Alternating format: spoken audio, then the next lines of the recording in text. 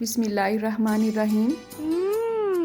Tasty. जी हाँ, ये fresh नारियल सबको ही टेस्टी लगते हैं, लेकिन मसला तब बनता है जब पूरे का पूरा नारियल घर आ जाता है और वो बहुत मुश्किल से खुलता है। तो आज की इस वीडियो में आपका ये मसला हल करेंगे हम। बहुत ही डिफरेंट टेक्निक के साथ नारियल को ओपन करना सीखेंगे, जिसमें टाइम की भी बचत होगी, एनर्जी की भी बचत होगी और जो नारियल है वो बहुत ही क्रंची बाहर आएगा। ऐसा बिल्कुल भी नहीं है कि नारियल को हम हीट देंगे तो अंदर की गिरी जो है वो सॉफ्ट हो जाएगी, लेकिन आपको कुछ टेक्निक्स को फॉलो करना पड़ेगा। तो ये बहुत ही छोटी सी वीडियो है, वीडियो के एंड तक मेरे साथ रहिएगा।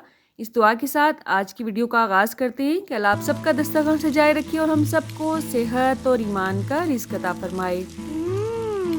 टेस्टी। जी, तो यहाँ पे मेरे पास पूरा नारियल है, कुछ इसके बाल उतरे हुए हैं और कुछ बाकी हैं।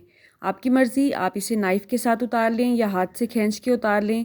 हाथ से खींच के उतारना सबको थोड़ा सा मुश्किल लगता है, थोड़ी सी हेल्प हम नाइफ़ की लेंगे और बाकी का काम हम हाथ से करेंगे, ठीक है। आपका टाइम ज़ाया ना हो इसलिए वीडियो की स्पीड को मैंने थोड़ा सा तेज़ किया है। तो ऊपर के बाल इस तरह से हमने नाइफ़ के साथ कट कर लेने हैं। तो जैसे ही ये बाल उतरेंगे आप देखेंगे कि इसके ऊपर 3 सुराख होते हैं, उसमें से एक सुराख नरम होता है और जो बाकी के 2 हैं वो हार्ड होते हैं। तो 1 बाय 1 हम तीनों सुराखों को ओपन करेंगे। अगर पहले वाला नरम होगा तो हमें बाकी 2 को ओपन करने की जरूरत नहीं होगी, उसी के थ्रू हम सारा पानी इसमें से निकाल लेंगे। इसके बालों को कोकोपीट कहा जाता है, तो इसे आपने गार्बेज नहीं करना है। अगर आपके घर में गमले या पौधे हैं तो इसका अच्छी तरह से बरादा करके उसमें डालें, आपके पौधे बहुत फ्रेश रहेंगे इंशाल्लाह। तो अगर आप अपने बालों को, स्किन को और नेल्स को हेल्दी रखना चाहते हैं तो कच्चे नारियल को अपनी डेली रूटीन में जरूर शामिल करें। आप किसी भी तेज छुरी की मदद से या बर्फ़ तोड़ने वाला जो औजार जिसे उर्फ़े आम में सुआ कहा जाता है, उसके थ्रू आप इसमें बहुत आसानी से सुराख कर सकते हैं। आप किसी भी छलनी और गिलास पे इसे उल्टा करेंगे, इसका पानी निकालेंगे और साइड पे कर देंगे। इसे फेंके मत, ये बहुत हेल्दी होता है। सब बच्चों को एक एक घूंट ज़रूर पिलाया करें। अब यहाँ पे चूल्हे की आंच को हमने फुल कर देना है और उसके ऊपर इस तरह से कोकोनट को लाना है। किसी भी आप शार्प नाइफ़ की मदद से या इसी तरह सुए की मदद से पकड़ के उसे आपने आंच के ऊपर ही रखना है, ठीक है। आंच को आपने तेज़ ही रखना है और घबराना बिल्कुल भी नहीं है, ये अंदर से बिल्कुल भी नहीं जलेगा। हाँ, अगर आंच को आप स्लो रखेंगे तो अंदर जो कोकोनट है वो ऑयल रिलीज़ करना शुरू कर देगा। इस तरह से जलाने से आपको 2 फ़ायदे होंगे। एक तो बाहर की लकड़ी कमज़ोर हो जाएगी, दूसरा जो अंदर इसकी गिरी है वो बहुत ही आसानी के साथ रिमूव हो जाएगी। अब मुझे जिसने ये ट्रिक बताई थी उसने मुझे बताया कि 5 से 7 मिनट के अंदर अंदर नारियल के अंदर क्रैक पड़ जाता है, लेकिन मेरे नारियल के अंदर क्रैक नहीं पड़ा। लेकिन मैंने इसे 5 से 7 मिनट से ज़्यादा नहीं जलाया। अब इसे आपने निहायत एहतियात के साथ किसी कपड़े से पकड़ना है, क्योंकि ये बहुत गर्म है और गर्म के ऊपर ही हमने इसे वार करना है। अब नीचे क्योंकि प्लास्टिक की ट्रे थी तो मैंने उसे साइड पे किया है, नीचे एक कपड़ा बिछाया है और निहायत एहतियात के साथ पकड़ते हुए आपने इसे हीट करना है।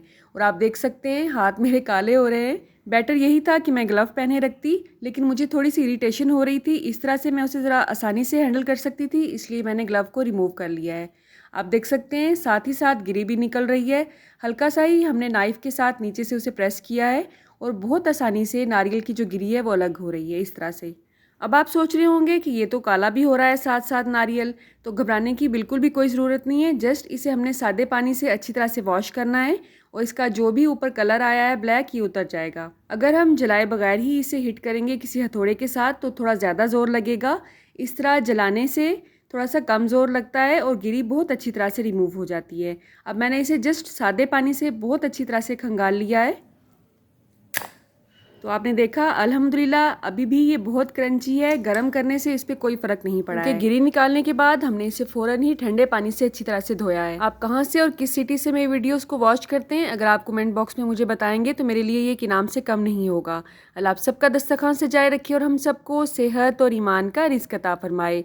अल्लाह हम सब के रिस्क में कसरत, बरकत और आसानी अता फरमाए। रुके सुने, जाने से पहले वीडियो को लाइक कर दें, अच्छी लगी तो शेयर कर दें और सब्सक्राइब करने के बाद बेल का आइकन भी जरूर प्रेस करें। जज़ाकल्लाह। मेरी नेक्स्ट वीडियो तक अल्लाह हाफ़िज़।